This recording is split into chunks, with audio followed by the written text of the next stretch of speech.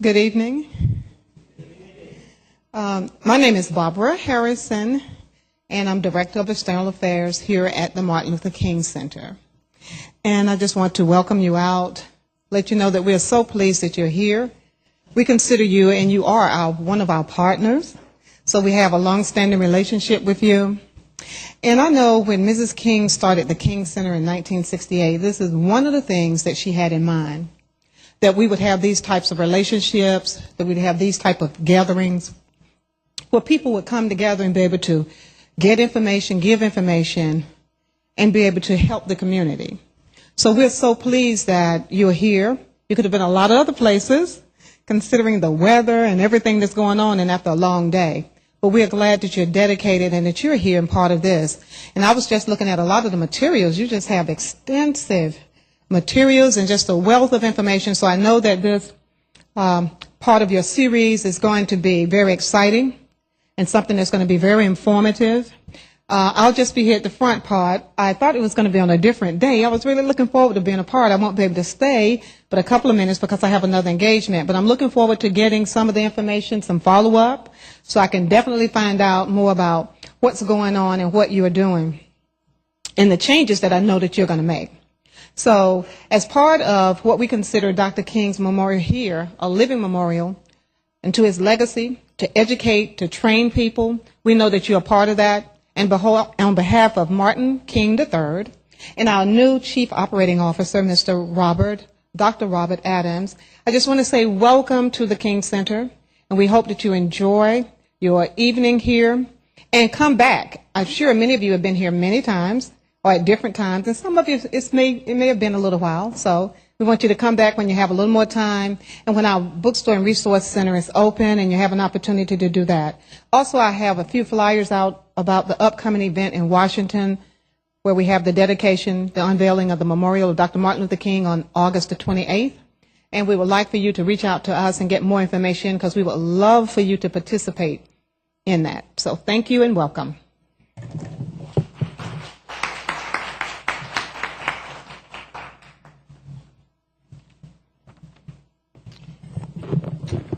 Good evening, everyone. I'm very pleased to be here. I'm John Douglas from the Centers for Disease Control and Prevention, and I want to welcome you on behalf of our organizational units involved in producing this lecture series, the Division of HIV and AIDS Prevention and the National Center for HIV/AIDS, Viral Hepatitis, STD and TB Prevention. I want to echo Barbara's remarks. There's lots of things you could have been doing tonight, although this is a pretty cool auditorium on a night that's as hot as it is out there. And it's terrific that so many people have showed up this evening for what we hope is going to be a really engaging evening of discussion. This is part of a lecture series that CDC has organized with partners this summer to commemorate a fairly important landmark in the epidemic of HIV/AIDS in this country, the 30th anniversary. And I wanted to just begin with a couple of reflections about HIV/AIDS. I was talking to Diallo, who's going to be our moderator, who's only 34, and I'm almost 59 in 2 days. And so I was around at the dawn and time of the HIV/AIDS epidemic, and this 30-year business is pretty sobering. It's both a somber time. We have an epidemic that's very much still with us. We have over 600,000 people that have died in this country in the last 30 years. We have over 1.2 million that are infected and living with HIV/AIDS. We have over 50,000 people a year getting infected. So new parts of the epidemic are still very much with us. And, of course, this is a global situation. And when you look at those global figures, it staggers. Over 60 million people having been infected at some point during the last 30 years. Half of them are now dead. Around 33 million people living with HIV, and many, many thousands more becoming infected each year. But on the other hand, this 30-year business is really a time for, in some ways, taking stock and I think being positively reflective. Within the last year, we've done in this country what many other countries have done, but it took us a while to get it together, which is produce a national strategy, the National HIV/AIDS Strategy, which is coordinating not only work that health departments like CDC are doing, but what the entire government is doing.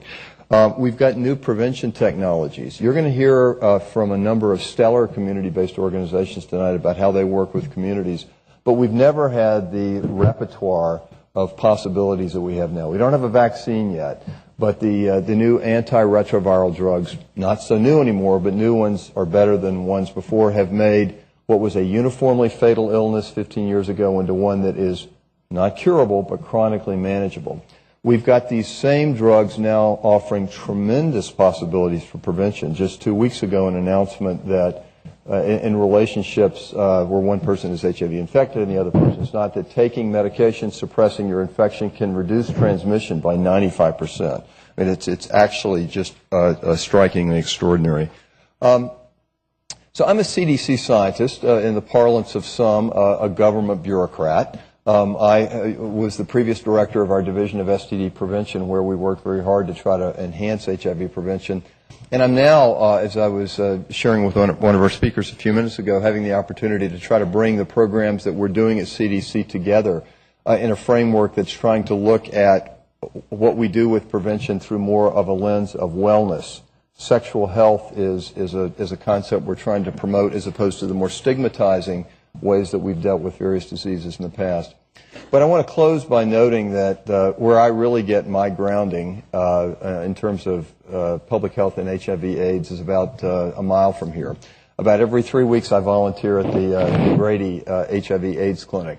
And although I think I do great public health work, and I think CDC does that as well, when I have the opportunity every 3 weeks to sit down with people that are living with the infection, that somber and that positive stuff all comes together. The somberness of having an infection you've got to be attentive to for your whole life, but that incredible hope that folks that have been able to live with HIV and bring it under control really weekly, or at least every 3 weeks, teach me an extraordinary amount. I'd like to introduce our moderator for this evening, Donato Clark. You already know that Donato is young and spry, and you'll enjoy meeting him.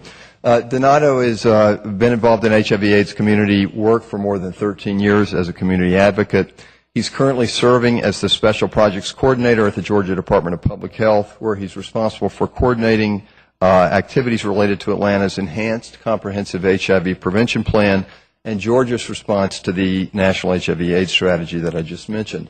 Donato's a native of Atlanta. He knows our city well. He obtained his bachelor's in business administration from Georgia State.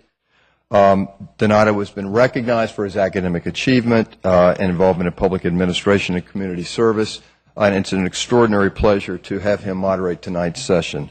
Please join me in welcoming Donato Clark as our moderator.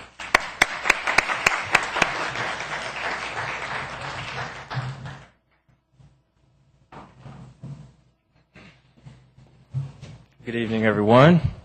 How's everyone doing? This is going to be a great session tonight, and I'm very looking forward to it. We have some great speakers tonight.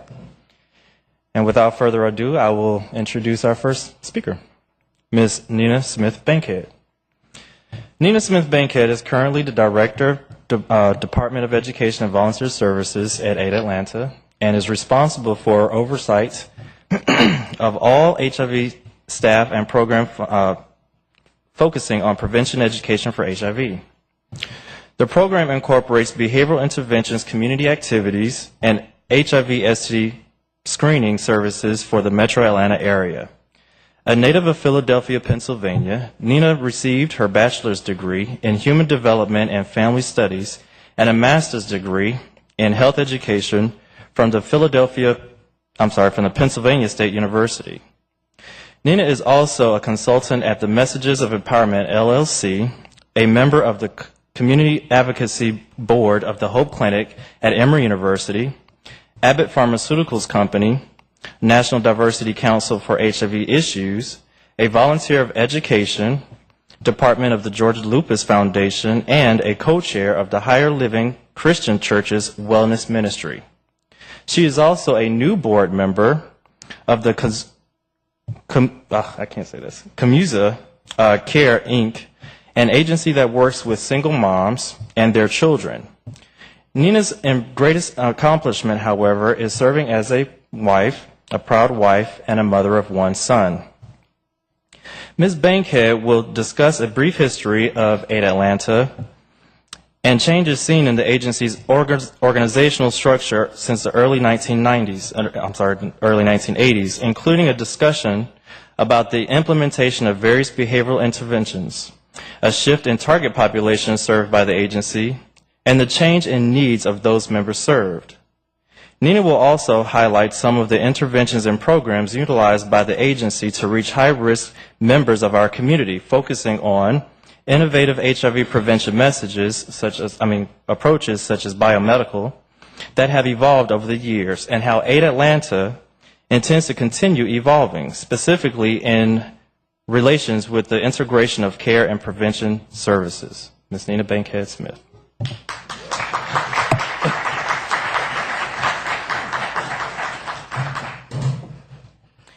Good evening, everyone, and thank you all for coming out. And I just want to thank you all for inviting Aid Atlanta to be a part of this presentation this evening.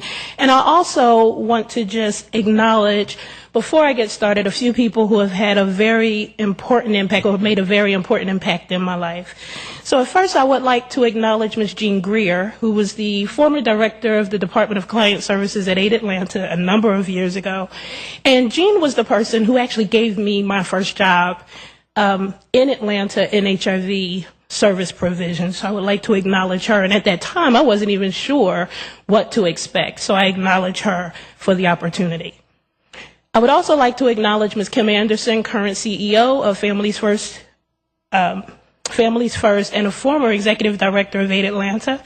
And I wanted to acknowledge Kim for trusting me when I said, I think I can do this, give me a chance. And I want to acknowledge her faith in me for doing so. And then finally, I would like to acknowledge one of the co-presenters with me this evening, Ms. Dazon Dixon Diallo, who was actually one of my earliest influences in HIV prevention. I met Dazon a few years ago when I was a student at Penn State, and her passion and her honesty about the HIV epidemic always was definitely that thing that encouraged me to stay in this field and to be as genuine and as open to this community as I could be. So thank you, Dazon, for that. It's because these ladies were here that I am here. And so I just want to lift them up. Now we're going to try to use the clicker. Ha. I also want to acknowledge all of the people who came before me who played a critical role in the development of Aid Atlanta. So as we all know, when Aid Atlanta was founded in 1982, there was very little information and services about HIV. There was very little information about this mysterious illness. There were very few supportive services. There was no treatment for HIV. There was a lot of fear.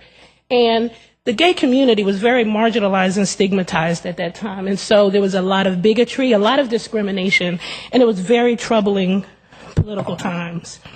And so a number of very courageous and dedicated people in the community at that time decided that Atlanta needed a place for people to be safe and to get the care. There needed to be a place for everyone because at that time there was nowhere for people to go. I also learned doing my research that there were really very few doctors who would even treat people with HIV in the Atlanta area at that time. And so that was a very troubling time for the epidemic. So in 1982, due to the efforts primarily of a number of grassroots organizations, community activists, and volunteers, people started to come together to form the early Aid Atlanta. And there's a number of stories about some of the founders and early executive directors of the agency, but I think one of the most important stories that I want to share is about one of our founders, Mr. Graham Burton, who actually wanted to help gay men's health crisis at that time. His focus was on raising money and providing services and supporting their efforts. And he actually called the executive director of GMHC and said, hey, I'm coming up to help you all. What can I do? And that person told him, you go ahead and keep your money, keep your resources. You all are going to need that in Atlanta very soon. And those were the early days of Aid Atlanta's founding. And so how it all got started and the call to action was where a number of very committed and dedicated and unsung heroes came together to do this work. And so I wanted to lift up these two organizations because I believe that in our community, a lot of times there's a lot of concern about whether Aid Atlanta's early history involved a number of very relevant and powerful African-American based organizations. And these were two that I learned about during my research, as well as some other very prominent Atlantas like Sandra McDonald, who was a member of Aid Atlanta's board of directors in some of the early days. Organizations like Black and White Men Together, African-American Lesbian and Gay Alliance really helped to form the early days of Aid Atlanta. Aid Atlanta's focus at that time, because there was such a lack of information and there was so few resources, really focused on providing awareness, providing education to healthcare providers, and a lot of education and information to people who worked with people who may be living with HIV. There were also a number of social services that were being provided, the buddy program and referral services. And again, all of these services were primarily provided by volunteers. In the early 80s, two other organizations, I'm sorry, I'll skip a slide, two other programs of Aid Atlanta that were some of the early services provided by the agency were our pastoral care program, which primarily provided support to those people who at that time were dying of AIDS. Our AIDS 101 program, which is still in existence at this time, but at the time it really focused primarily on prevention and some of those awareness campaigns, death and dying, and bereavement-related services, which is very different than our focus today. And then our Aid Atlanta hotline, which was established also in the early 80s, was primarily volunteer-driven, and in the early days of the epidemic, was really a local-based hotline service. I'm actually jumping around a little bit. And also in the early 80s, just a couple other points that I want to share. DHR started funding, DHR is the Department of Human Resources, it's the state health department. They actually started funding that local hotline and helped it to become a national hotline in some of those earlier days. And so the Georgia AIDS Info Line was formed in the early 80s. Aid Atlanta started providing case management services due to a grant from the Robert Wood Johnson Foundation, and the first $400,000 grant was provided through that organization. Aid Atlanta was also instrumental in bringing the AIDS quilt to the Atlanta area. We all know that in the 90s, many of us know, and many of us actually were doing work at the time when Magic Johnson disclosed that he was living with HIV. This is a pivotal time in the epidemic's history because as a result of Magic Johnson talking about his status, we started to recognize that some of the early misconceptions of who gets infected with the virus and who is the most challenged with the virus. Magic Johnson's disclosure actually helped us to recognize that HIV wasn't just for one group, but anybody could become impacted. And what's really interesting, just a little point to note, that in December 1991, the month after he talked about his status, our little small hotline had 11,000 calls in 1 month. Now, can you imagine how many calls that is? We currently have a very busy hotline, 3 full-time staff, and we probably get about 1,000 calls each month. So we had about 1,000 times more calls at that time. Also, just wanted to point out in the early 1990s, Aid Atlanta had its first AIDS walk. And protease inhibitors, another very prominent point in the history of the HIV and AIDS epidemic, started to become available in 1995, 1996.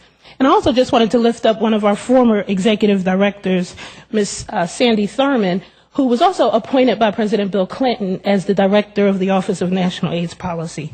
These are all really important things that happened in the early 90s because it really had an influence on shaping how Aid Atlanta would provide services in the next time frame. And I just wanted to list a few of the programs that Aid Atlanta provided again in those early days in the early 90s. Also, just wanted to mention Reconstruction because as a result of protease inhibitors, some of the focus of our education programs also shifted. So instead of only focusing on death and dying and bereavement services, in the 90s, Aid Atlanta created a program called Reconstruction, where the purpose was to help people get back to work. Because as you can imagine, so many people were dying and dying so quickly in the 80s, that the focus really was on making them comfortable. And so in the 90s, once treatment was available, people weren't dying as quickly. People weren't dealing with the same kind of issues. And a number of people had actually sold their resources and everything and decided that since they were going to die anyway, they didn't need it. And so we needed to help people learn how to live again. And that's what we did in the 90s. And so in the year 2000, or in the 21st century, AIDS Atlanta made another pivotal shift. And one of those pivotal shifts was when the agency recognized that we needed to be more active in getting the African American community involved in the epidemic, not just being the people most impacted, but actually having an impact on changing how services were provided to the community and changing how people viewed the agency. And so AIDS Atlanta hired our first African American executive director, Ms. Kim Anderson, and a number of firsts happened as a result of Ms. Anderson's tenure with AIDS Atlanta. One was that we initiated our STD program, which was very important. We also started to partner with some international organizations, and we also had a very strong focus and started to really think about the needs of young African American gay and bisexual men.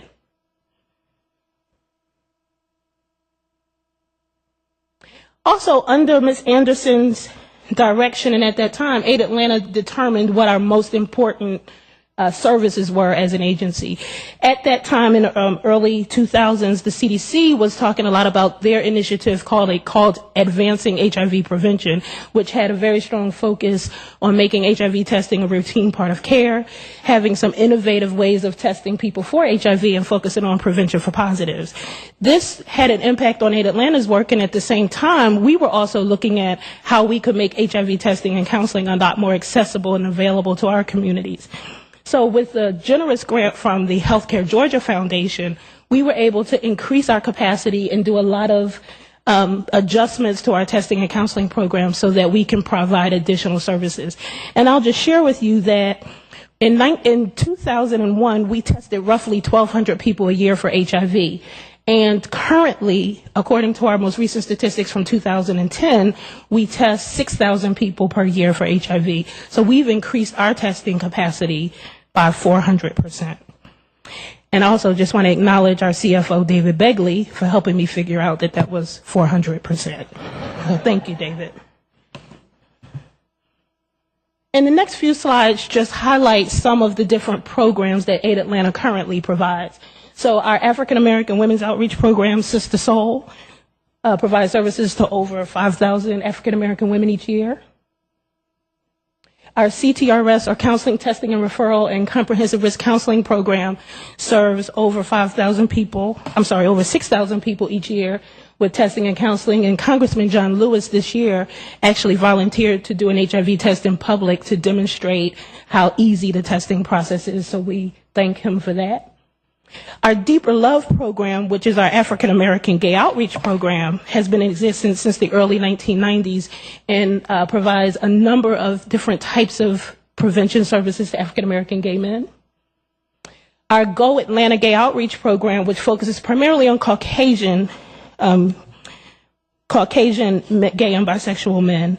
And I'll talk about that a little bit more in a second. But they serve over 5,000 people per year, and we are currently developing an internet-based intervention. Okay, I have two other quick things. Okay, they told me my time is out. I want to show you two quick clips, if I can. One is to focus on our evolution program.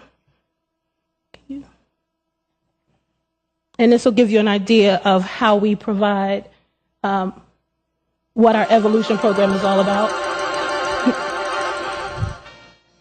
Did I do that? Did I advance those? I'm sorry. Yeah, I want to go back. There we go. There's a little, I apologize. Here we go. Here we go.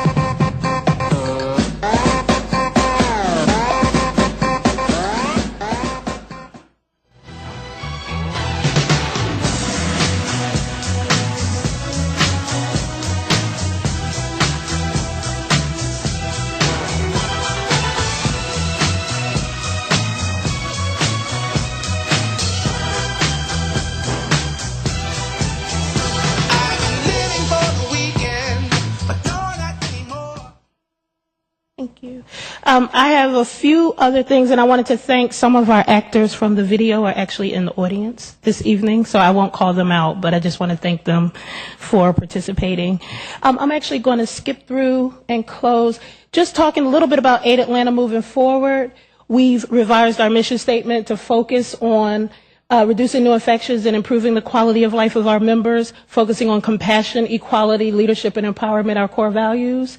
Our strategic plan is called the Single Garment, recognizing that people, whether they're HIV positive or very high-risk HIV negative, should all have access to the following kinds of service: access to care, wraparound services. We're providing services from a harm reduction perspective, and we want to focus on structural interventions, and I'll talk about that more in the question and answer period. I'll skip our aspirational values, but just to talk about our future priorities, Aid Atlanta will be focusing on, just given the current political environment, one of our major areas of focus at this time are on ensuring that the services that we have are the services that are most needed by our community. So we want to make sure that we're focusing on medical care coordination, embedding ourselves in the community, and providing advocacy and other structural type interventions. On a programmatic level, we want to look at prevention for positives and enhance our ability to provide linkage services, look at various biomedical interventions and how Aid Atlanta can be a part of those processes, and then continue to evaluate the effectiveness of the services that we provide with some of our community partners and university institutions. And then in closing, I do with one quick, I promise it's the last one. I promise. This one is cool, but I'm not going to show it.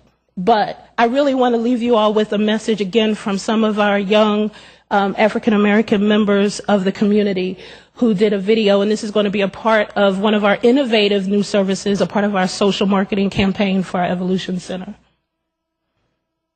From where I stand, Black gay love is everlasting. From where I stand, I'm worth the time and effort. From where I stand, coming out was not a barrier, but a beginning. From where I stand, I'm proud to be a Black gay man. From where I stand, friendships are just as important as relationships. From where we stand, everything is up for discussion. From where we stand, we are family and friends. From where we stand, there's safety in numbers. From where we stand, we talk about condoms. Do you? From where I stand, Black gay love crosses boundaries. From where I stand, our safe word is communication. From where I stand, the community starts here. From where we stand, my partner's health is my own. From where I stand, Black gay men are beautiful.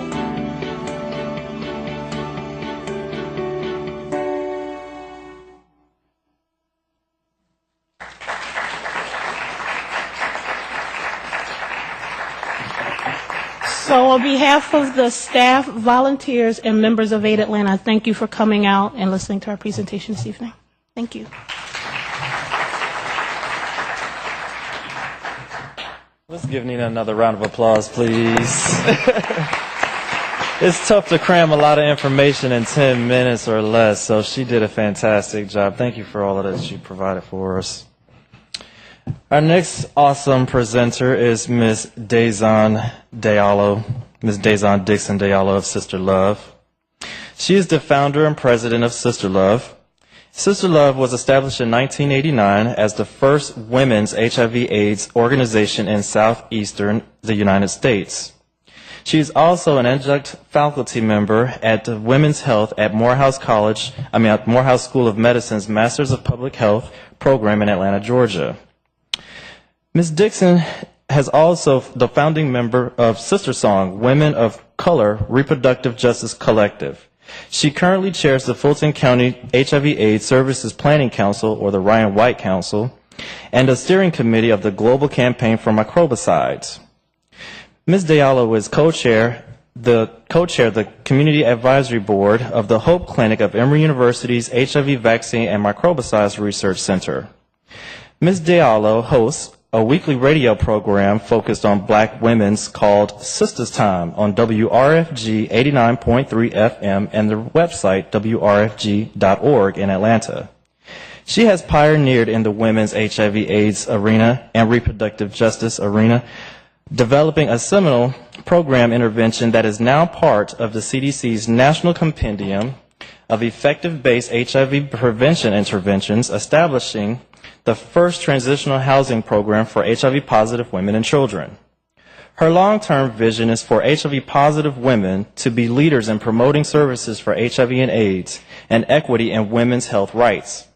In 2001, Dazon opened a Sister Love program in Mpumalanga, a rural South African province near Johannesburg, where the project focuses on capacity building and sustainable development for local women-led HIV/AIDS organizations.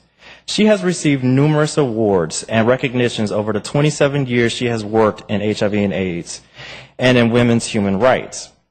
Ms. Dazon Dixon holds a master's degree in public health from the University of Alabama at Birmingham and a bachelor's degree from Spelman College in Atlanta, Georgia. Dazon will discuss her perspective on how HIV/AIDS prevention services have increased for women on the community and local level as well as globally. For an example, Sister Love in South Africa. And she will provide a brief overview of the progression of Sister Love since its inception in 1989. Please let me welcome Ms. Dazon.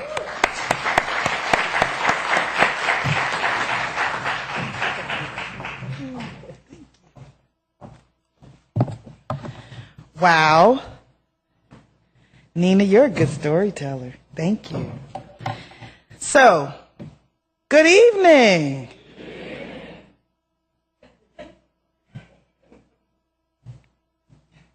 Y'all want to be asked again? Good evening. Good evening. All right. I am so glad that you all are here. I really am glad that you are here.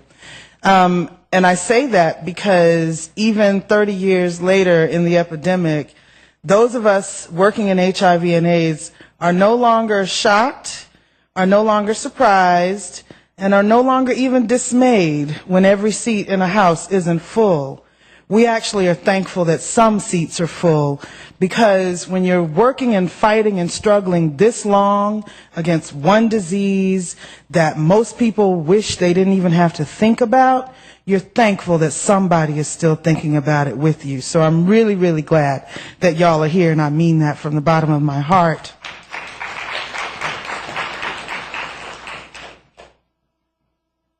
Alverna Denise Kahn, Debbie Thomas, Rhonda DeVore, Cynthia Morris, Pandora Singleton, Annette Subira Dafoe, Novella Dudley, Janice Giroux, Gugu Dlamini. How about Arthur Ashe, Easy E, and Richard Anderson? And there's just a small handful, just a tiny fraction, as you heard John mention earlier, of what I call my heroes, my newest ancestors. They are those who came before us and left before us in the struggle and in the fight against HIV and AIDS, whether it was in their bodies or whether it was just in their lives. And I call on them, especially every time we get an opportunity to share like this, but I call on them because they remind me and they guide me and they bind me to this struggle, to its end, to its just end. And I'll talk about that in a little bit. Before I go, I wanted to make sure I call those folks, but before I go any further, I also think it's important that you hear the voice of folks living with HIV on a regular basis, because they have what I consider the indigenous expertise, the indigenous knowledge, and yes, in some and most cases, the indigenous solutions to how we're going to end this epidemic. Just a little bitty video, because I ain't going to let Neena upstage me all the way. Can we go with the video, please?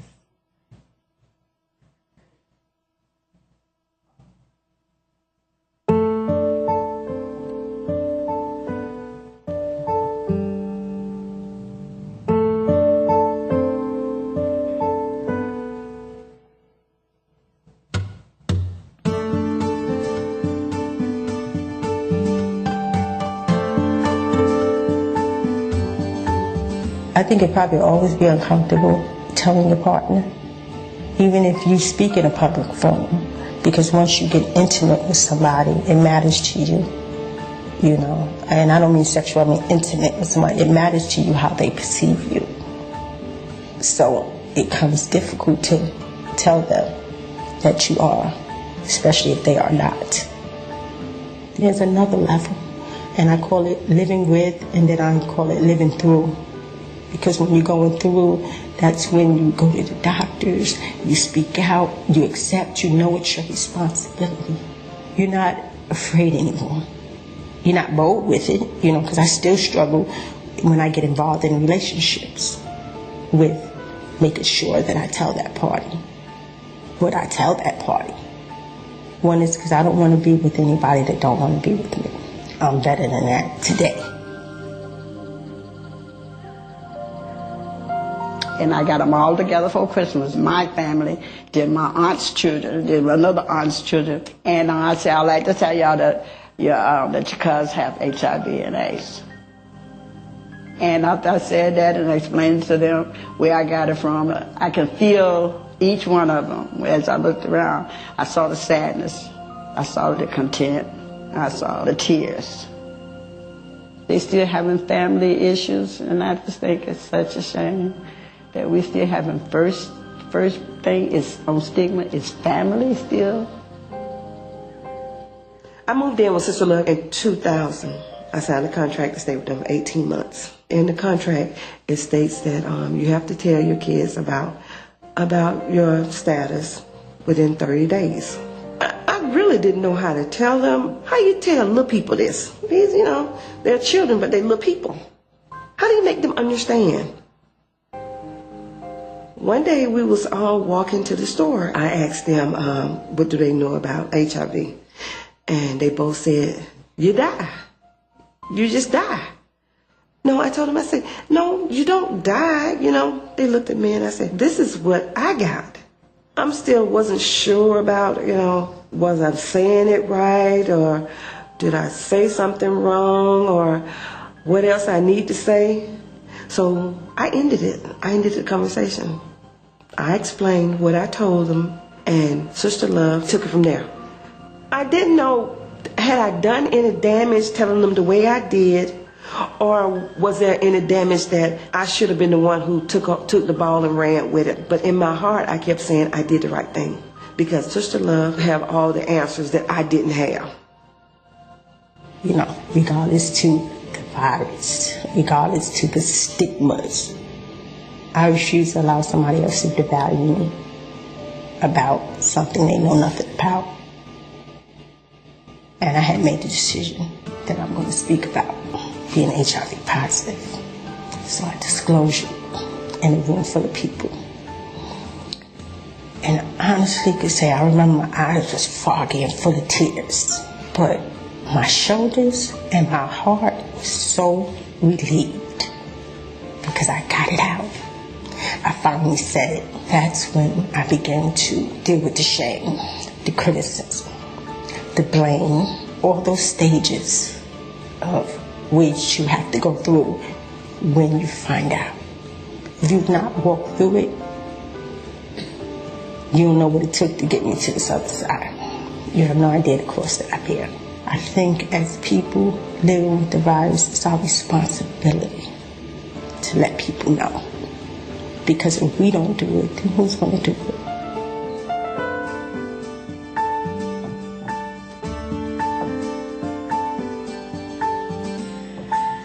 That's part of a 5 video series called Everyone Has a Story, which is truer than true and can be accessed at www.sisterlove.org. You too can have it and see it and use it. We also have facilitators, guides, brochures, slide decks, whatever you need to get the word out and to get the word across from the stories of Southern Atlanta Black women living with HIV and leading in the fight. Thank you. Thank you for sharing that and witnessing that with me. So, I just want to, in the last 6 to 7 minutes that I've got, trying to keep up my, try and tell you like a 22 plus year story in the 30 years of the epidemic. And I'll start out with this. There's a campaign, if you didn't know, and I also recommend folks go online, part of the Greater Than AIDS campaign. There's a message called Defining Moments, where you can hear stories and see pictures of people all over this country who all have defining moments for when they got involved in HIV. Well, the Sister Love story starts with my defining moment because I am the founder. And as a very young person, I was working in reproductive health at a local clinic. And I tell people my defining moment was in the summer of 1985 when Rock Hudson disclosed. And people, you know, they get that Scooby-Doo look when you talk about, I'm a young black woman who talks about Rock Hudson, they go, "Arr!" And the truth of the matter is that I was working at the health center on the day when someone from AIDS Atlanta called us because for some reason, post Rock Hudson disclosure, women all over Atlanta finally started thinking about AIDS in their lives. I don't know. At first I thought, well, maybe we all just think we're leading ladies like Elizabeth Taylor or Grace Kelly. She was my favorite. Or it could be the real simple fact that never expecting Rock Hudson, the leading man, to ever be gay, everybody automatically might, or these women might have automatically thought, well, if Rock Hudson can have it, maybe my man can have it. And that prompted the call. And I don't know if we ever made the connection between that kind of risk assessment, which is the very challenge of what we have today in helping, especially African American and black women in this country, conduct their own risk assessments and then act accordingly to that. What happened then is not happening so much now, and therein lies our challenge. So what happened was I started volunteering when AIDS Atlanta was on Cypress Street, right then and there. And we created a women's model. It was a safer sex party. We still learn a whole lot of things about our own sexuality from gay men because we all sleep with the same people, men. So we learned a lot and started to transform that conversation in a way that we could talk with women about AIDS and sex and death and hope they didn't run out on us before we finished the message. And we created the Healthy Love Party over time. That Healthy Love Party, as we come through over time, is now, as you heard Donato mention, after all of this time created by black women for black women in our communities, a homegrown intervention. With a little bit of help, a lot of resources, and a lot of time, 5 years it took, we conducted our own evaluation, research, our own study, rigorous, the whole randomized controlled trial thing, and have come out on the other side determining that the Healthy Love Party actually is an evidence-based intervention, that it's included in the compendium, that we are going through the replication phase now, and within the next 18 months we hope to be a Debbie! Diffused evidence-based intervention. That's just a small part of who we've been for the last 22 plus years, Sister Love. We're on a mission to eradicate the impact of HIV and other reproductive health challenges upon women and their families. And we do this through education, prevention, support services, and human rights advocacy in this country and around the world. We're very intentional about identifying the work that we do around HIV in the human rights framework, because if you looked at civil rights, political rights, economic rights, social rights, cultural rights, sexual rights, environmental rights, and developmental rights, which all make up the framework of the human rights paradigm, you could pick any one of those categories of rights and identify someone who's affected by HIV and has had their rights violated on some front. And the browner you are, the poorer you are, or the more female you are, or the younger you are, the more likely, or even the gayer you are, the more likely you are to have those rights violated before HIV even comes along. And so HIV only helps exacerbate those things. And so we do a lot of things in addition to prevention education and outreach. We do integration of HIV and violence against women. We've been partnering on an intervention called RISE, which integrates HIV prevention education and domestic violence education and service delivery to make sure that providers on both ends of those spectrums are educated and skilled enough to identify, refer for services, and help folks in need. In addition to integrating the human rights framework, we also want to locate HIV in the whole realm of sexual and reproductive health and rights. Because for women, this is the forefront of everything about protecting themselves, as well as being able to manage their own lives if HIV should happen in their lives. For example, while we were out busy doing healthy love parties and doing education campaigns, it was important to us in 1989 when we recognized that while women might have only been about 7 or 8% of the overall epidemic at that point, before that, we were 0. And so we were climbing on a regular, steady basis. Well, now we know we're anywhere from 25 to 30% nowadays in the epidemic. But back then, women were also dying a lot faster, oftentimes never having received an AIDS diagnosis.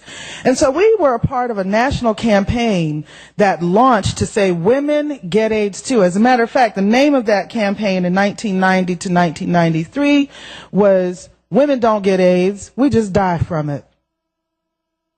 That campaign led to one of the largest watershed moments of public health in this country with regard to HIV. In 1993, it's the year that the Centers for Disease Control actually augmented the AIDS definition to make sure that it included those opportunistic infections that were uniquely being experienced by women, things like cervical cancer, pulmonary tuberculosis, which were not originally included in the longer list of AIDS-defining illnesses. So that was a win for us then. But since then, I think we've slidden backwards just a little bit. Given the fact that we've increased in the epidemic, but we haven't necessarily increased in resources, we haven't necessarily increased in the proper representation, or in the leadership, or in the voices of people living with HIV in the national and in the international spectrum. So we still have a lot of work to go. So to close out on some of the things that we're working on, specifically around organizing HIV-positive women and women's voices, is we have this particular video campaign. We have the 2020 Leading Women's Society, which is an annual event or activity where we honor leading women, women who are actively involved in the community across the spectrum, who've been living with HIV 20 years or more. And until you've met this group of women, you ain't seen leadership. It is amazing who these people are across the country. We've been directly involved in the National HIV/AIDS Strategy, both in its formation as well as getting it done, and now getting it implemented and monitoring its progress. And as a result, we already see that women are about to be left behind if we don't get out in front. And so we've launched the 30 for 30 campaign, which is meant to recognize that if we are anywhere near 30% of the epidemic, so shall we receive 30% of the resources, 30% of the consideration. And that's a minimum. But 30% of whatever is made available to people who are trying to live without HIV and those who are struggling to live with HIV and happen to be female.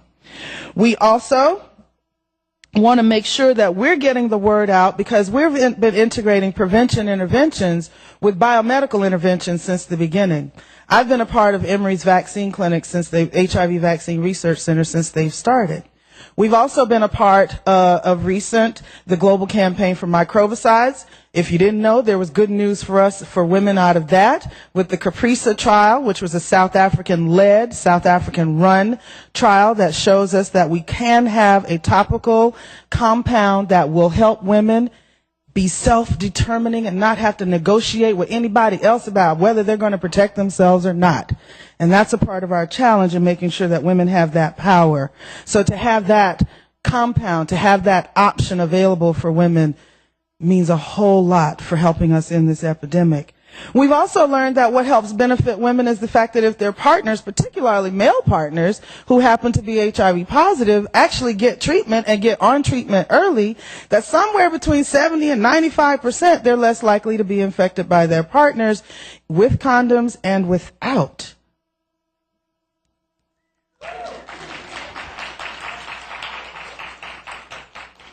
That also leads us into treatment as prevention, which we've always said, if we get people into treatment, if we get people into care, we will help end transmissions and end the epidemic.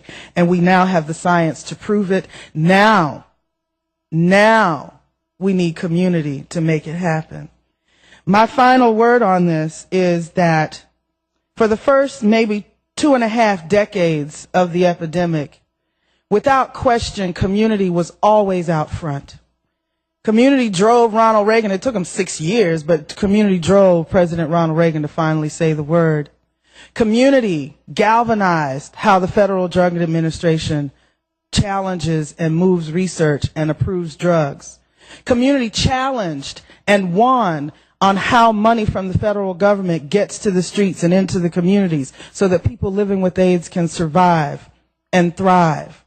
Community changed how people talk about sex and sexuality and HIV and sex education and policy. Community was always out in front of saying, why aren't you researching this? Why aren't you researching that? Why don't we have more of this? And when are we going to have more of that? Now, you have to be careful what you ask for. Because I would say, and I would argue, that over the last 5 years or so, science and policy have moved out front. We have a national AIDS strategy. We have legislation happening all across the country, oftentimes not in our favor, if you think about HIV criminalization laws. We have science that is moving so fast, I don't even know if we can catch that train that's already left the station. But now that we have more resources, now that we have more hope for biomedical as well as behavioral interventions, we now need that new community of advocates, activists, providers, civil service workers, civil society to get back out front so we won't be fighting the fight of who's going to get medicines, when they're going to get them, how they're going to get them, who's going to pay for them, and how long they're going to be able to sustain themselves on them. These are questions that only community can drive the debate and drive the dialogue and the discourse. And so in my closing, I would also honor Sandy Thurman, gave Sister Love our first office space at 8 Atlanta because she was convinced that she needed younger energy like me around her, but also because they recognized, not having women's services at the time when she came in, that we were the perfect partner. And I also want to honor Marquis Walker, one of the founding members of Black and White Men Together, who was also the assistant financial aid director at Spelman College, who, if he had not intervened for me in my senior year, y'all be seeing like a Georgia State or Fort Valley State or Savannah State or somebody state college graduate, no diss, because I'm from Fort Valley. But because of Marquis, who died of AIDS in 1986, I promised him that I would do something different. And to this day, I'm holding my promise. What's yours?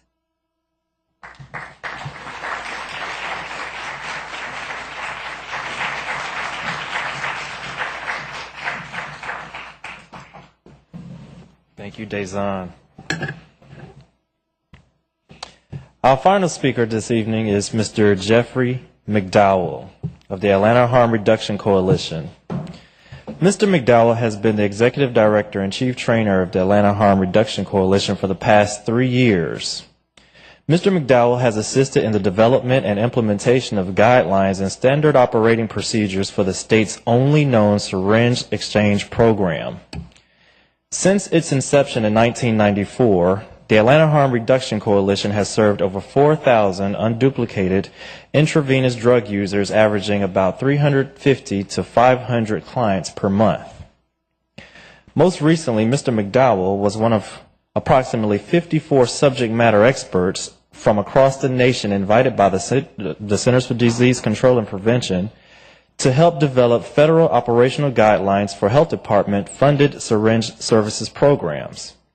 Since that time, Mr. McDowell has launched advocacy efforts to address the decriminalization and expansion of sterile syringes in Georgia. He also serves as project manager of the National AIDS Foundation Advocacy Direct Services Activities Team and is the current member of the Atlanta Harm Reduction Coalition and Drug Policy Alliance. Mr. McDowell has worked extensively with substance abuse users in both inpatient and outpatient treatment programs for 14 years, providing clinical assessments and substance abuse counseling. He was instrumental in developing and implementing the first overdose prevention program at Atlanta Harm Reduction Coalition and is currently compiling data and conducting research to support naloxone distribution programs at Fulton County and the Atlanta metro area. Mr. McDowell will discuss the impact of substance use and the availability of syringe services within the HIV/AIDS epidemic in metro Atlanta area, and he will also discuss how syringe services will ramp up over the next 5 years. A brief overview of the Atlanta Harm Reduction Coalition will be provided to include the agency's advocacy strategies to incorporate syringe services in the metro Atlanta area with the assistance of local legal and law enforcement advocates and agencies. Without further ado, Mr. McDowell.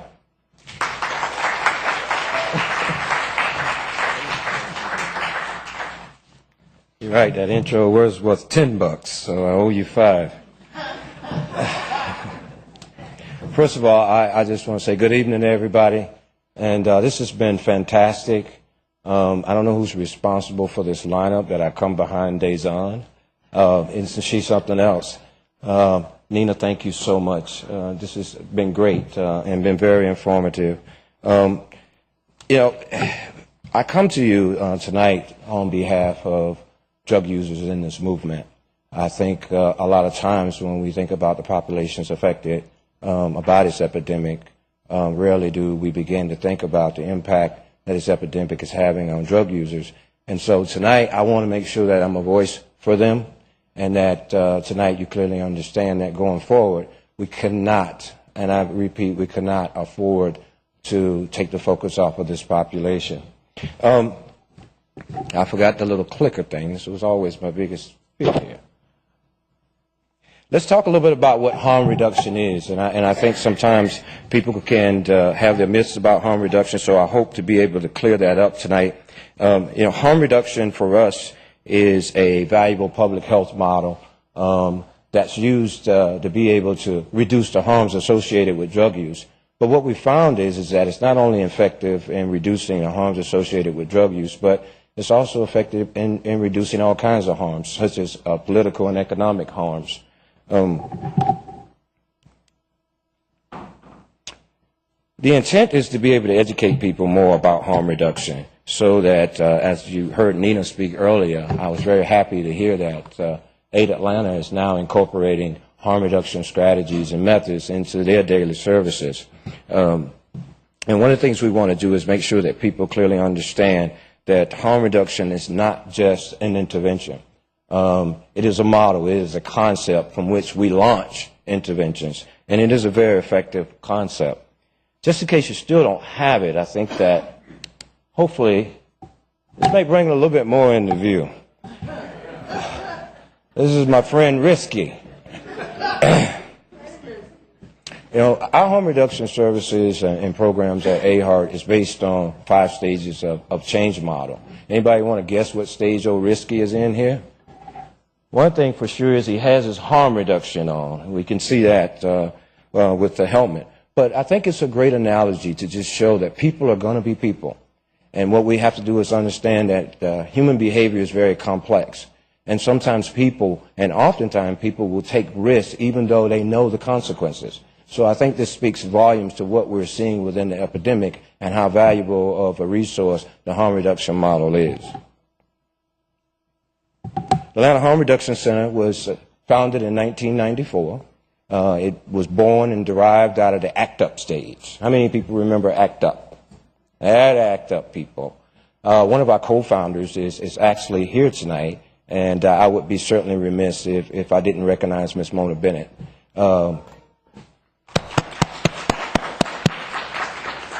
She was one of about a dozen or 14 co-founders for AHART. And what generally took place was that we had a bunch of public health students, and we had the ACT UP activists who heard about this neighborhood in northwest Atlanta that was devastated with heroin use. The grounds were littered with discarded syringes, and HIV rates were through the roof. And they wanted to do something. They knew nothing about harm reduction. They knew nothing about syringe service or syringe exchange programs, but they knew they needed to get out and begin to do something. And so these public health students, at the time, we're talking in the early 90s, Most of them were white, young females, was walking in this predominantly, troubled neighborhood that was high in crime and full of drug use. And so you can imagine what the police thought when they saw them all walking down the street.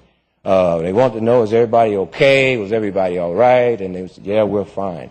But eventually what happened was they were able to engage individuals within the neighborhood and began to put forward some efforts that resulted in what we now know today as the first needle exchange program in the city of Atlanta in the state of Georgia.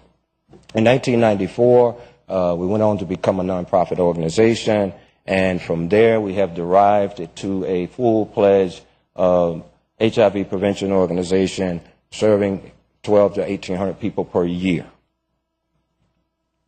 We do that based on our stages of transition and change. We call it STEPS. It's a 5-tiered program. Of course, our target population is injection drug users and people at high risk for HIV, AIDS, STIs, and viral hepatitis, which is another focus that I think sometimes can get lost. We've got to begin to take a look and make sure that we give these things equal efforts. When it comes to intravenous drug users, where you will find HIV, you will more than likely find Hep C. So that is one of those areas that I think we need to focus more on. There's a need for more screening. There's a need for more treatment. And I'll be absolutely, I will not be astounded, but some people will be astounded once we begin to get the resources to do a Hep C screening along with HIV.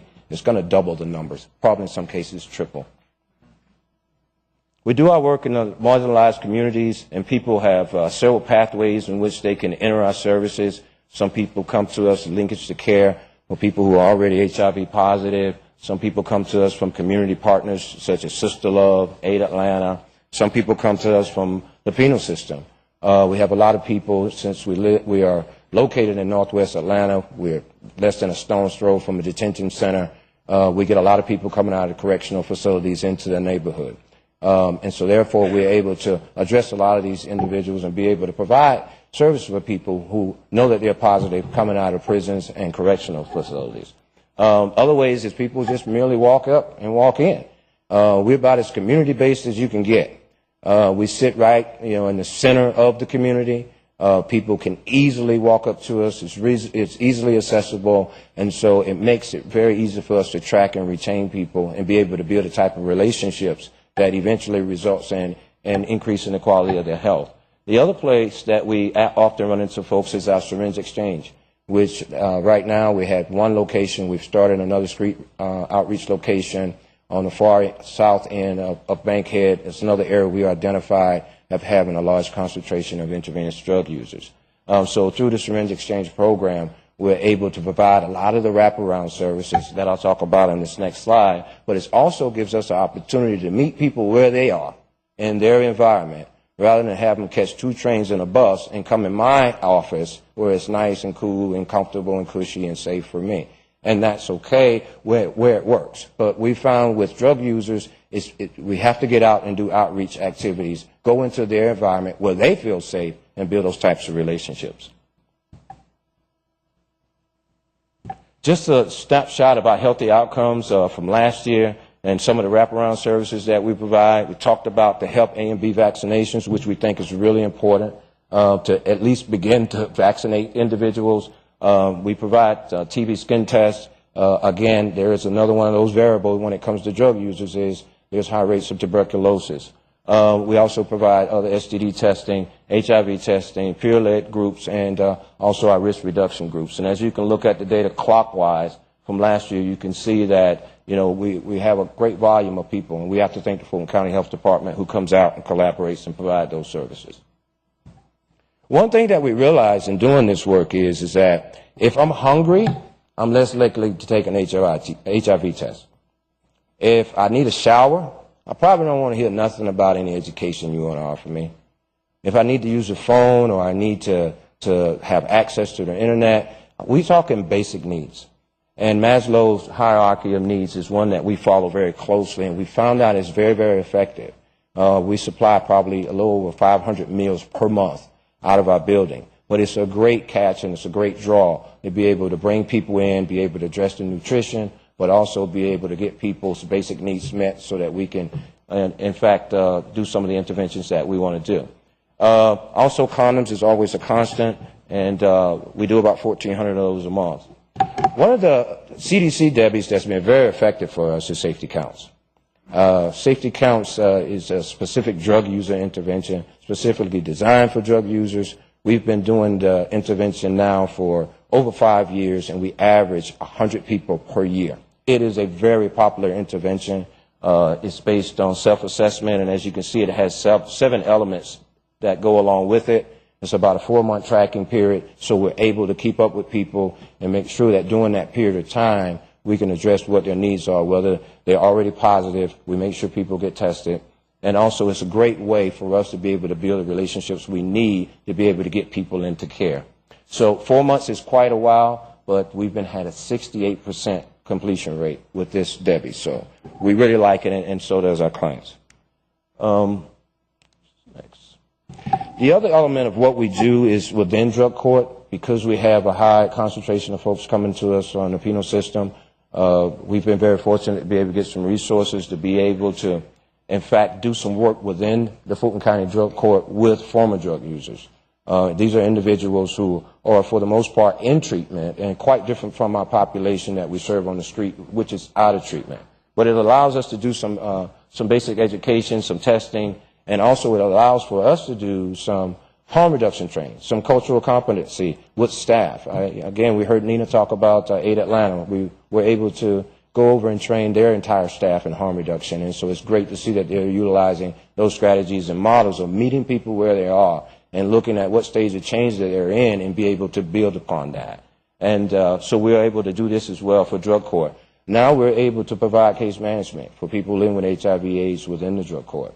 So now, we're able to kind of get a couple things done at one time. While they're there in treatment, receiving the services from drug court, now they also have access to one of our case managers. We do about 400 participants each year at the drug court. Voices is another popular Debbie that we do, and we target African American women. And as you can see, safe sex videos, group discussions, and we have some discussions around condom negotiation and proper usage. And of course, there's another opportunity for us to be able to get people tested and be able to link to care where needed. So as going forward, we look at the challenges. How do we get over the wall? How do we get past the barriers of what we've seen and what we're seeing right now? For us, in looking at the drug using population, there's a couple of critical things. I think I went back.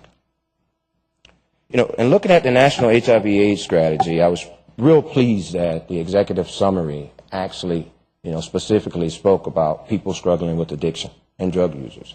So, the program services that we're providing work very well with this strategy. And we're really, really looking forward to the resources to be able to support this strategy.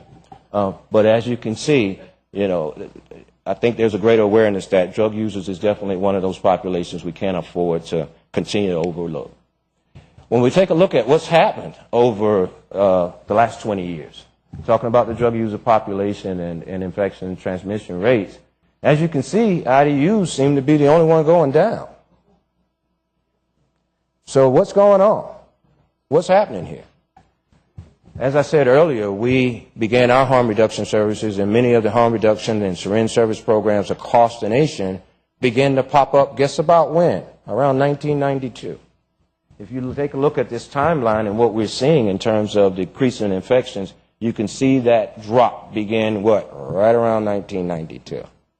So, in terms of correlation and direct cause, I truly believe that it has been the work that's been done through harm reduction and syringe service programs that makes a real difference with this population. It is the only population that is still on steady decline. However, if we look at the South, these numbers may be a little bit different, and I'll tell you why. When you look at syringe service programs across the United States, this is what it looks like. And I have some recent information to suggest that Louisiana is no more and North Florida is no more. So when you look at the South, we're going to see a pretty big gap here in just a minute. But we can see that our friends and neighbors to the north, the Midwest, and West Coast got it. And they're making sure that they have syringe service programs and harm reduction programs within their states. Some have as many as 8 agencies providing syringe service programs, and providing harm reduction services. Let's take a look at the South. We don't have a lot of support. And so when we look at the numbers in terms of what we want to change in the South, I truly believe that this is one area that we got to put more support around. It's one area that we have to work on the double stigma, because I always say drug users have a double stigma. It's one thing to be an addict, but it's another thing to be an addict and HIV positive. How about that one? So I think that we need to work on trying to get this map to be more in agreement with what we're seeing across the nation, because as you see, we really lack syringe service programs in the South. We are probably the one of the bottom 6 states that actually have syringe service, and of course we're not able to reach the masses of people. It's important to mention that Georgia has about 80,000 intravenous drug users. Syringe service programs do not only seek to serve intravenous drug users or those who may be injecting substances, but they also serve diabetics. We have a lot of diabetics who don't have access to sterile syringes for their medication. And a lot of times they'll use the syringe service programs. It's free, it's accessible. The other population that's fastly growing is the transgender population, because we know that there's a hormone injection, and there's a lot of sharing there as well. So we've gotten a lot of calls to be able to come and implement the harm reduction services within those populations. When we look at some other data, we can see that we can still kind of ill afford to put drug user interventions and new innovations on the back burner. 70% of all the positive intravenous drug users, I'm talking HIV positive individuals, live in the metro area. So 7 out of 10 live in this area.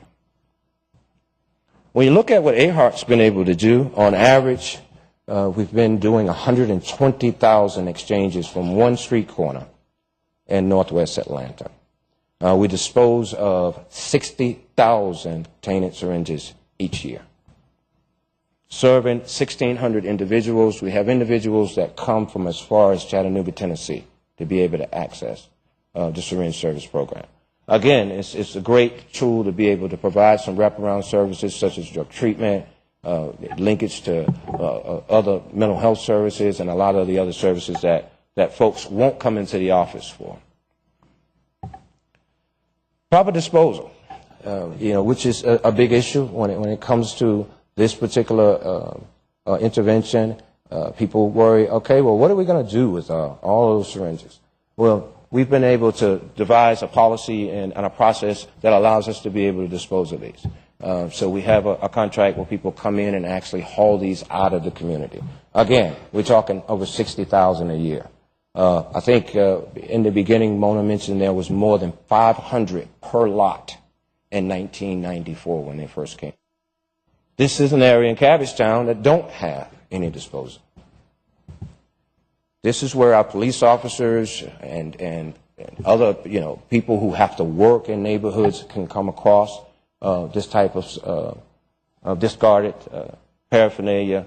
And because right now the resources are not there for us to be able to expand our services, this is one area that we're not in. But as you can see, there's a lot more areas that we do need to be in, if it's nothing else but to get disposal services started and get them started quickly. This is definitely one of those areas where children, people's pets, a lot of bad things can happen from this one. And one thing that we've been able to do is work with the police department around officer safety, needle stick prevention. This is the type of thing, if you're chasing someone, if you're a police officer, you don't want to fall in this. Moving forward, what do? Obviously, we need to do some policy reform. We need to take a look at those drug users intervention. We need to take a look at some of the decriminalization that we need to get moved, and so that we can begin to move the bias and the discrimination that we see toward drug users and drug users interventions. Again, we want to see SSP expanded. We want to see more of it in our state, and we certainly want to see more of it in the South. We like to have increased access to surveillance data. We don't have a lot of times the resources to be able to find out exactly where that next hotspot of using populations are. But certainly local and government and federal government have that data, so we like to work more intricately with them to be able to identify where these new hotspots are, so it will help us with visioning and planning. And always, always, always, we need more resources, right, Dazon? We need to get busy. We need advocates, you know. Dazon said it best. This is the time for folks to come back out and be able to support what we're doing. We have a lot of national support, and these are just a few of the people who we work with intricately to make sure that we can get the word out. You go to our website, there's a lot of other information, including overdose prevention, and I just want to say really, really quickly that, you know, the data suggests that we have more people dying from drug overdose than we do gunshots and motor vehicle accidents. So that says a lot. We need more and more information out to the public. So please go to our website and you can get more information about that. I want to thank you so much for your time, and I especially want to thank some of our frontline workers who are here, some of our staff and volunteers. If y'all could just kind of wave. I don't do this by ourselves. We do it with you guys. So thank you so much for all your hard work.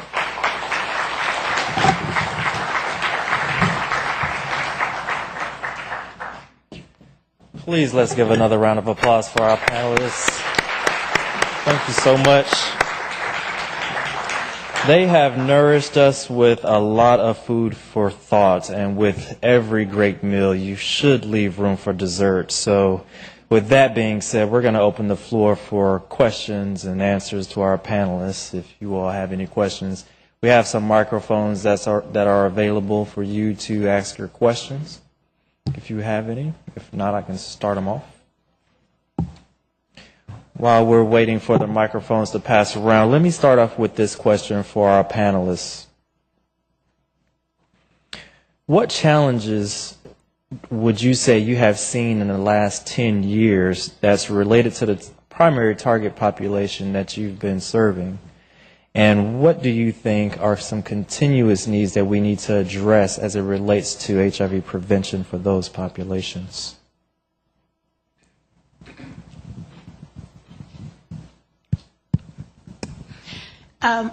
One of Aid Atlanta actually focuses on a number of different target populations. One of our largest and our primary target population includes African American and Caucasian men who have sex with men. And what we've noticed in the last 10 years is that there seems to be a decline in people's interest in talking about HIV, especially among Caucasian men who have sex with men, gay and bisexual men. And so in terms of services that Aid Atlanta is looking to provide, one of the things that we're doing is trying to provide more innovative type of services and trying to embed our services in the types of activities that that community is interested in participating in. So for example, we didn't have a chance to see the clip. Hopefully we'll be able to sneak it in before we leave.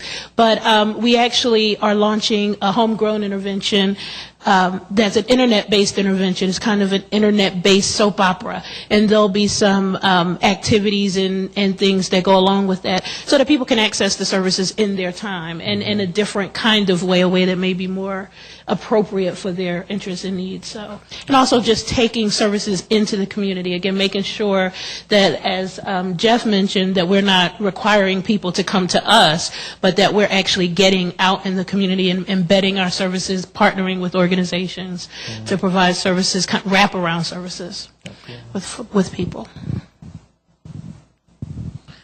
So there are many, but I think probably, and I don't want to get too philosophical here, but I think really one of the core challenges for us has been our lack, and I'm talking about as a country and as a society, but our inability to really acknowledge and recognize the stigma of HIV, which is really sex. It's not sexuality, it's not homophobia, that's equality, that's human rights.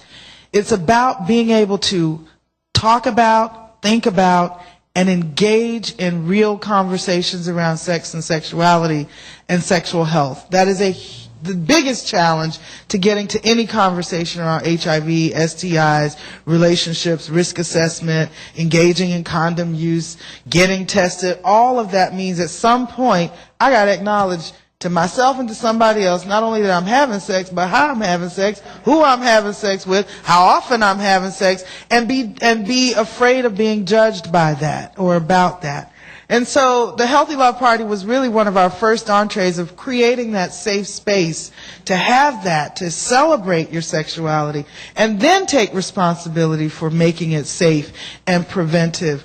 But we also want to talk about sex and sexuality across what I call the horizontal diversity of us, in the sense, especially among HIV among the African American community, is we're still not yet, and whatever the setting is, we're still not yet able to have these cross-cultural conversations even within our own culture. The straight, the bi, the gay, the trans, lesbian, men, and other identified folks, we couldn't sit still in a place and have a respectful, honest conversation about relationships, much less about what HIV brings to that conversation. And so I want to see us do a lot more of that. We're working on that. We're adapting our Healthy Love Party for trans women and trans men. We're also adapted. It's always been adapted for different environments, including young people. But bigger than that, we are starting to create those safer spaces to have those horizontal, diverse conversations across the sexualities within our population. And I just think until we get past that we're, I said recently, I want to be able to talk about my, sexual fluids the same way I can talk about, mucus and earwax. It should be just normal conversation that you can hold and talk about so that people can get real about what they need to do about that. Nobody will have a problem handing you a tissue when you start talking about your nose is running. But really, people are not going to hand you a condom when you start talking about other stuff that's running. So I'm just saying. Okay. Thank you, Dazon. You're welcome. Yeah. That is so true. I think for us, we would like to see more activity and more involvement from our clients who are HIV positive, our people in poor black communities where drug use is prevalent. I'm talking the more impoverished neighborhoods. It's really not cool to be able to talk about your status. And so we have a lot of people within the community that, I think like Dazon's 20 women, 20-year events, and people like that who can empower our community to be okay with their status. It is still so taboo in a neighborhood that is already so devastated. So we would love to see more involvement around people who are HIV positive and more peer-led activities for us in those communities. Thank you. We have a question?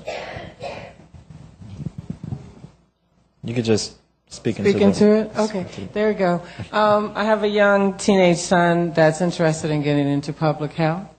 And I know we have students in the audience as well. So what would be your suggestions as to how they can make an entree into the profession, and specifically working with the different populations, being young and not having been exposed necessarily to the bluff and different places that are... Well, I'm going to take the first stab at it saying, bravo that he already recognized public health. Hallelujah. But you don't know what in public health. But that's okay. Because, I used to teach an undergraduate at Spelman, and one of the reasons that I introduced the public health course there is because that was the last thing people were thinking about. Because there's no money in it. It's always about you have to work for the government, all of those kinds of issues.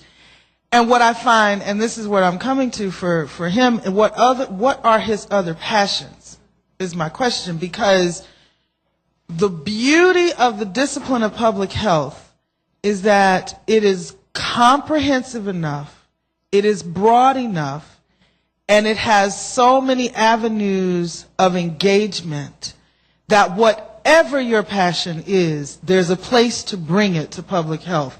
If it's arts, if it's music, if it's law, if it's writing, if it's journalism, if it's teaching, if it's community organizing, if it's mobilizing, if it's medical care, if it's primary care, whatever it is, you can do that in public health.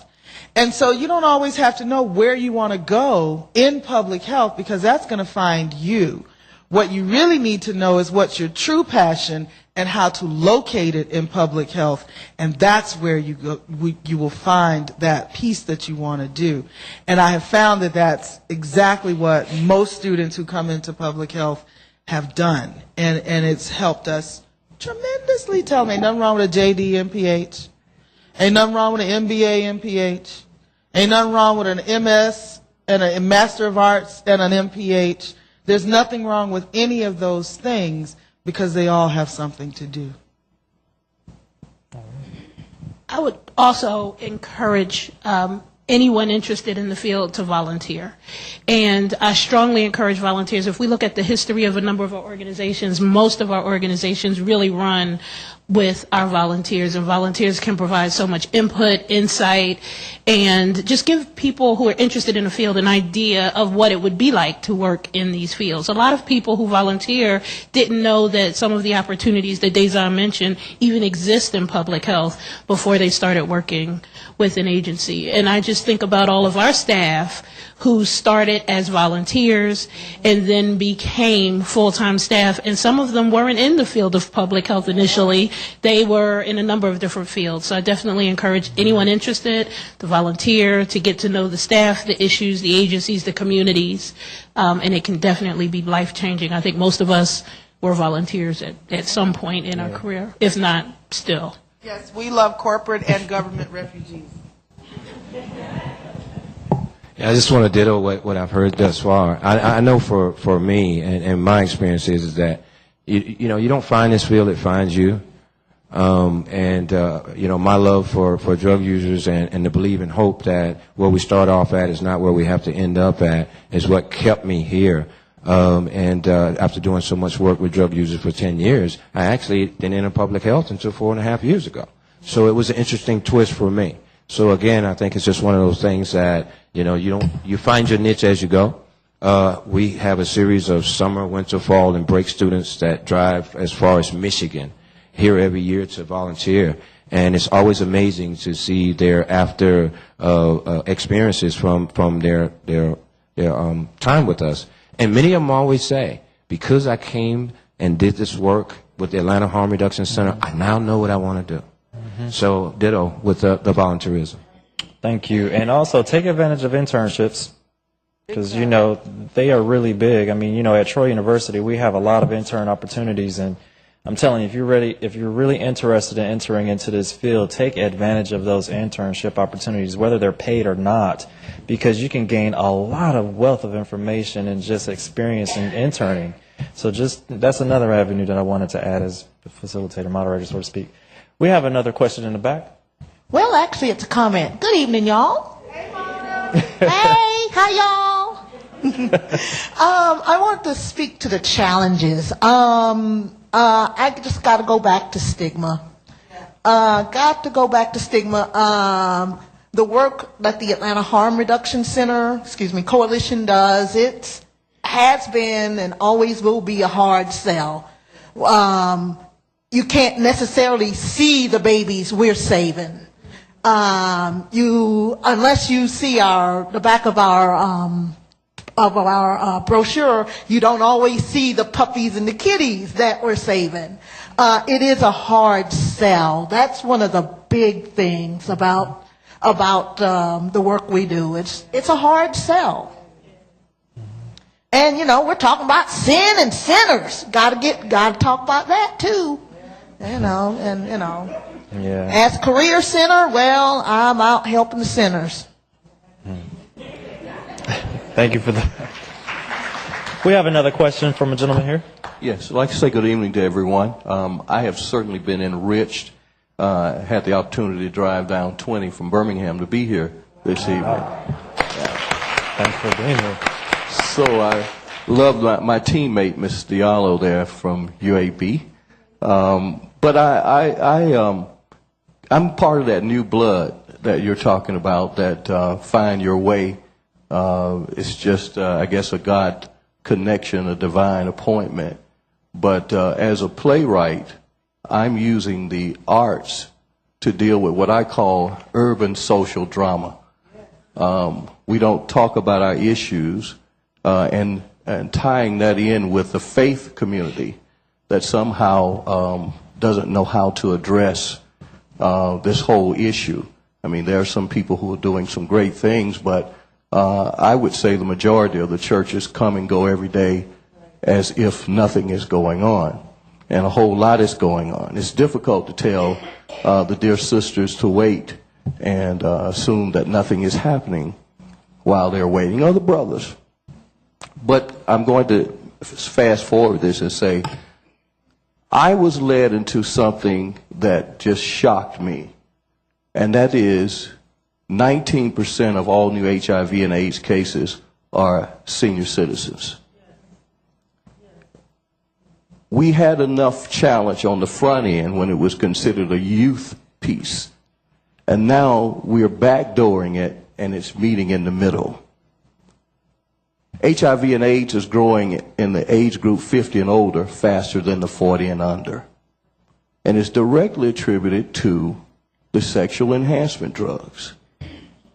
And nobody's talking about it. So as we've taken a play around the country, it never fails that the senior women and the senior men, 50 and older, are left with their mouths wide open. I mean, because they don't have the challenge of 50 and older of getting pregnant. So they're more apt to have unprotected sex. The men have never liked the idea of condoms. So they go out, and they've been out of the game for a long time. You know, they've been talking the game, but now they can do something in the game. But they don't know how to choose. So they're choosing young girls many times who are dealing with all of the issues, the needles, and having 2 or 3 partners, those partners having 2 or 3 partners, they all having unprotected sex. So without going on, then this guy comes back home unsuspecting to his spouse many times, and I'm hearing tragic stories. And she doesn't even know he has the Cialis, Levitra, Viagra, because he's hiding it under the car seat or in the glove compartment. And can you imagine at 60, 70, you go to the doctors, and the doctors don't triage seniors by asking when the last time you had sex. So it plays itself off as aging symptoms, sweats, tired, and to find out at 60, 65, you have HIV. Now the stigma. Now the challenge of the medications. And so if we don't start talking about this problem, this challenge, we've got a whole other thing happening. In 2006, it was 11%. And here we are in 2011, and it's 19%, 25%, and it's growing older. 25% of all the cases are senior citizens, and nobody's saying anything. So thank you for the time. Thank you for this. My name is George W. Stewart. The play is, you ready for this? Ain't no fool like an old fool. But thank you very much for the time. Thank you, sir. George, and there's just, there's a piece in here that's also really important, and I just read this article like maybe 3 or 4 days ago, which is a study of women partners of older men who are on the sexual enhancement drugs. And the thing that we come back to, especially around biomedical prevention research, when you don't include the whole population, when you don't include women, you know, when they test Viagra, they weren't testing the women partners, they were only testing how it's working out or if there's an adverse physical reaction, right? There's so many women who are like, after 45, after 50, my body has changed. My hormones have changed, and I am no longer biologically compatible to somebody who is 65 but is having sex like he's 20. And that doesn't compute. And so they do end up, even in some cases, giving, what did I see that movie recently, a hall pass to their partners because they're not having it like that and they're not giving it up like that. And so I think this is another testament to the story. It's not just about the HIV risk itself, but again, it comes back to the stigma around sex and sexuality And that if we were looking at both partners, maybe we would have rolled out this sexual enhancement thing in a whole different way. Because spontaneity doesn't necessarily work after menopause. You know what I'm saying? Mm-hmm. Yeah. All right. Before we close, we're going to have one more question, and this just in. Please, as a reminder, complete your evaluations. We would love to receive your input as far as this event went tonight. And again, I really appreciate everyone's attendance. We have one more question, and then we'll thank our panelists again. Please, in the back. No question. Oh, I'm sorry. I thought you had a question. Okay. Well, all right. We have a question in the front, and then we'll close. This will be our last question.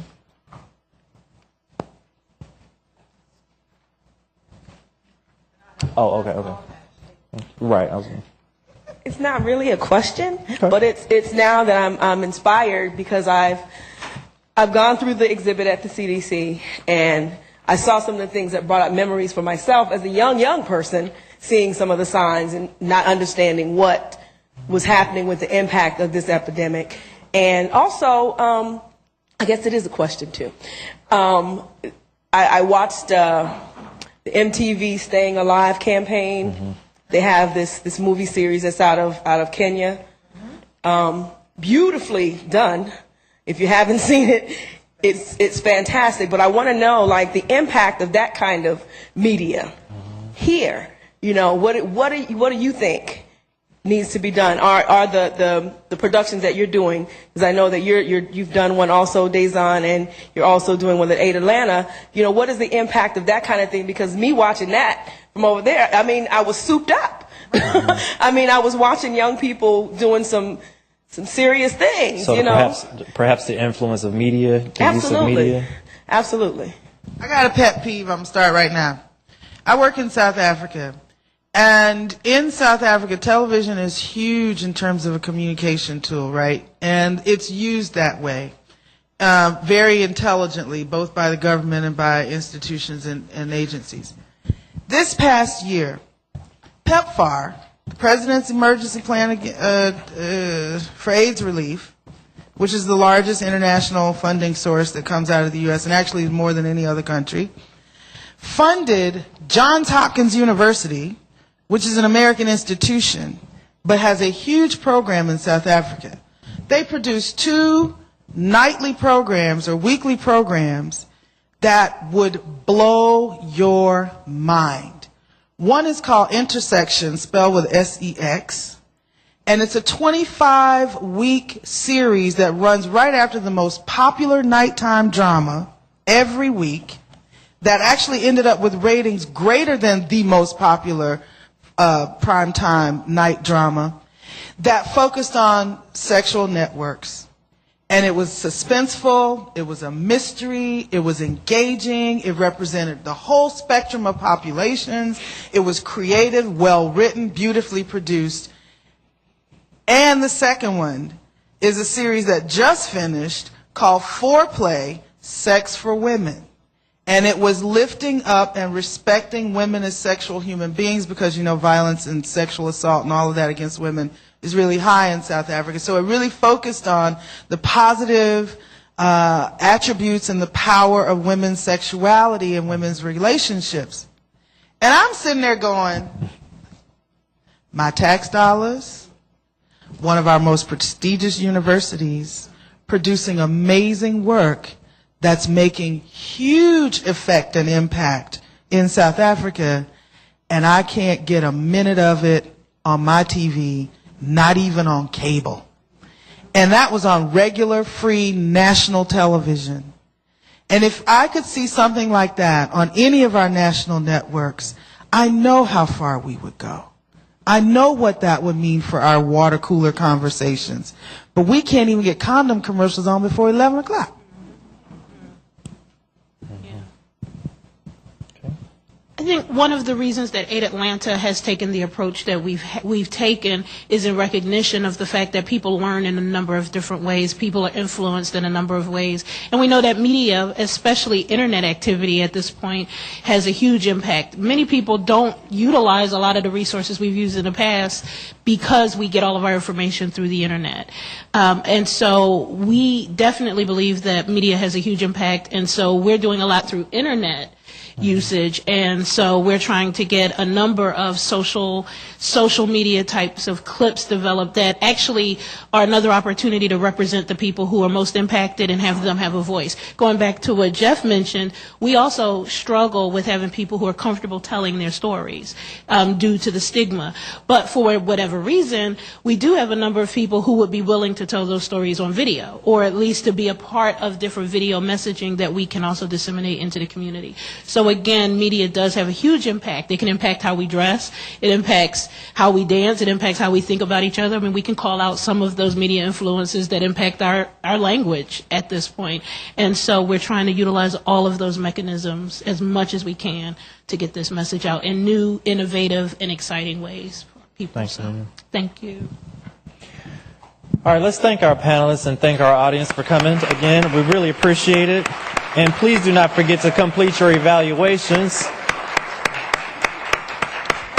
And also, I want to make an announcement about the next lecture. Please mark your calendars as a plan to attend. The lecture will be on politics and public health. From Pennsylvania Avenue to Main Street, HIV and public health will be held on August 11th at Emory University, Rollins School of Public Health.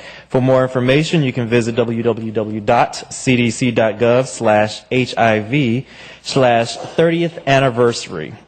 We really appreciate your participation and attendance. Thank you so much. And also, lastly, we do have free HIV testing that is courtesy of Fulton County Department of Health and Wellness that's being offered outside in the hallway. Thank you all.